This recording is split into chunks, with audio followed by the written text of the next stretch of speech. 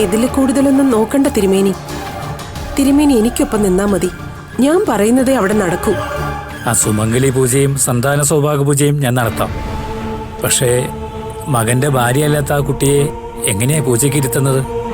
ഞാൻ പറഞ്ഞില്ലേ തിരുമേനി, വല്ലാത്തൊരു പ്രതിസന്ധിയിലാണ് ഞാനിപ്പോ നിൽക്കുന്നത്. ഈ പൂജയോടെ ഭാവന സ്വയം അവിടുന്ന് ഒഴിഞ്ഞു പോകണം. അതിനുവേണ്ടിയാ ഞാൻ ഇങ്ങനൊരു പൂജ തന്നെ പ്ലാൻ ചെയ്തത്.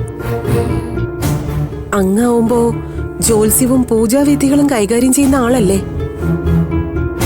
അതുകൊണ്ട് അങ്ങ് പറയുന്നത് എന്തും ആരും വിശ്വസിക്കും എന്ന് കരുതി ആരും ചെയ്യാത്ത ചടങ്ങൊക്കെ ചെയ്യാൻ പറ്റുമോ? വിശ്വാസം ഒരാൾക്ക് മാത്രം പോരല്ലോ.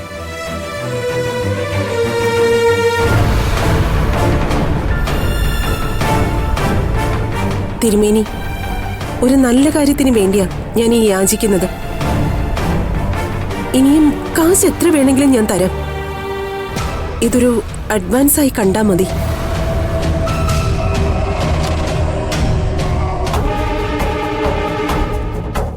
എനിക്ക് പ്രധാനം എന്റെ കുടുംബത്തിന്റെ നിലനിൽപ്പാ. അതിനുവേണ്ടി മാത്രം ഞാൻ ഇങ്ങനെയൊക്കെ ചെയ്യുന്നത്. തിരുമേനി ഒന്ന് സഹകരിക്കണം. ഞാൻ പറഞ്ഞതൊക്കെ തിരുമേനി ചെയ്യണം. തിരുമേനിക്ക് ഒരു പ്രശ്നവും വരാതെ ഞാൻ നോക്കിക്കോളാം. ആ കുട്ടിയുടെ പേര് ഭാവന അല്ലേ? അതെ തിരുമേനി.